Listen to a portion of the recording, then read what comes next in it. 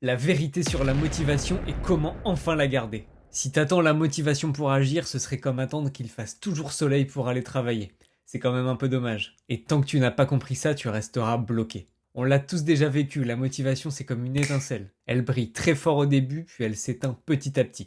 Tu l'as déjà expérimenté, tu te lances dans un projet avec plein d'énergie et quelques jours plus tard, tout retombe et tu te demandes mais pourquoi j'arrive pas à rester motivé. Dans cette vidéo, je vais te dire la vérité sur la motivation, pourquoi elle est surcotée et pourquoi elle ne suffit jamais. Et surtout comment créer une énergie bien plus puissante que tu peux garder même quand tu n'as pas envie. Premier point, c'est que la motivation, elle est instable. La motivation, c'est un peu comme une émotion, un peu comme la joie, un peu comme la colère, comme la fatigue. Ça monte, puis ça descend.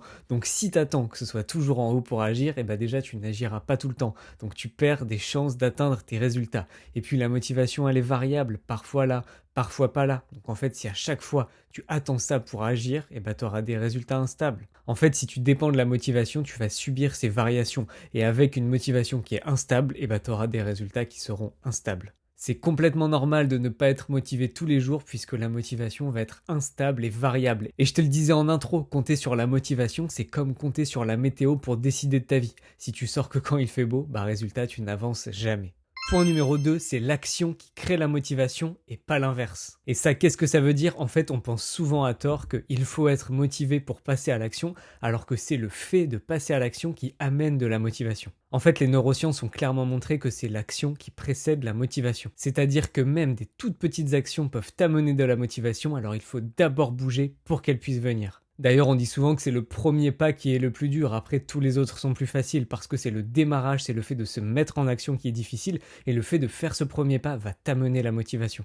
Et d'ailleurs, tu peux faire le test toi-même la prochaine fois que tu auras la flemme d'aller marcher, d'aller courir, de faire du sport, d'étudier, de te faire à manger, et où tu te dis non, j'ai pas la motivation, et bah force-toi, mets tes baskets, bouge 5 minutes et constate. Tu verras que tu te sentiras toujours beaucoup plus motivé que avant, par exemple, quand tu étais dans ton canapé. En fait, c'est un cercle vertueux. Une petite action va amener un petit succès qui lui-même va t'apporter de la fierté, de la dopamine, le circuit de la récompense, qui va amener plus de motivation et donc tu vas faire plus de nouvelles actions. Et ce cercle-là, il va vraiment se renforcer avec les petites habitudes et les petits pas que tu vas faire, les petits premiers pas qui vont t'amener la motivation. Retiens que tu ne crées pas la motivation en pensant, mais que tu crées la motivation en bougeant. Point numéro 3, les émotions changent mais les habitudes restent. Si à chaque fois tu attends d'avoir envie, bah tu vas forcément remettre ton avenir entre les mains de ton état émotionnel du moment. Ce serait un petit peu comme dire ok, je fais du sport que quand je suis triste. Tu te rends bien compte que ça n'a aucun sens. Et bah ça n'a aucun sens non plus de te dire je vais faire du sport que quand je suis motivé. Alors bien sûr, on est d'accord, c'est beaucoup plus facile de le faire quand tu es motivé, mais pour autant tu ne dois pas attendre d'être motivé pour passer à l'action.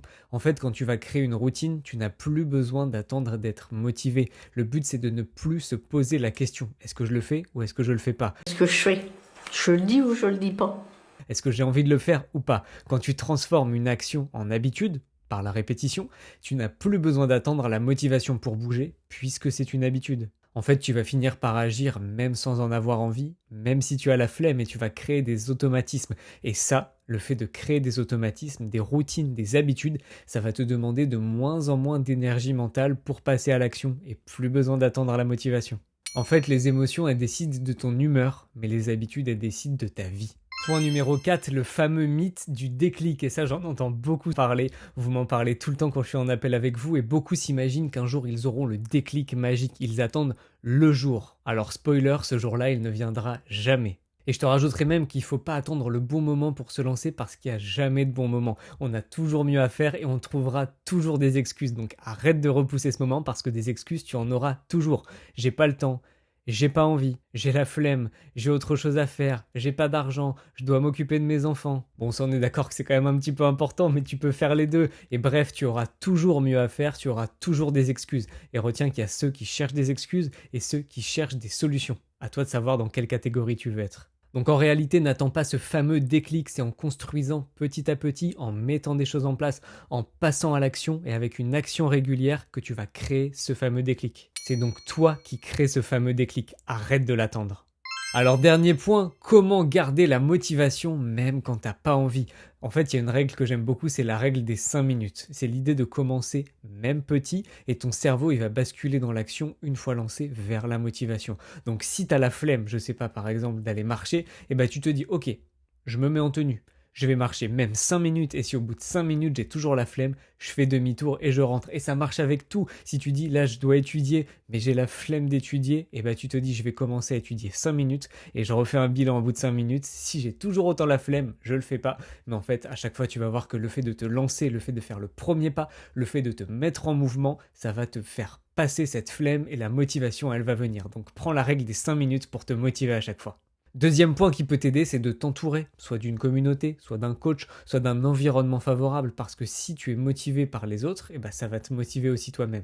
Et puis dernier point qui est vraiment super puissant, quand tu as la flemme de faire un truc, que tu n'as pas la motivation, demande-toi pourquoi tu devrais le faire ou à l'inverse, pourquoi tu ne devrais pas faire ce truc.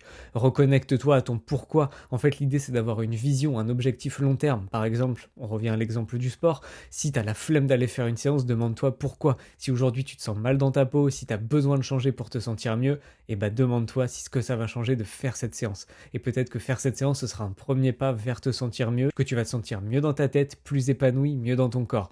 Donc demande-toi quel est ton pourquoi, parce que ça va te porter une motivation qui va être une motivation sur le long terme.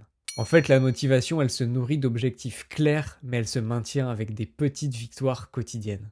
Pour te résumer tout ça, la motivation, c'est le résultat de l'action, pas le point de départ. En fait, la motivation, c'est pas un cadeau qui va tomber du ciel, c'est une conséquence de tes actions, stabilisée par tes habitudes et renforcée quand tu arrêtes de croire au mythe du déclic. Alors la prochaine fois que tu te dis je ne suis pas motivé, ou alors je le ferai plus tard, ou j'attends la motivation, commence quand même.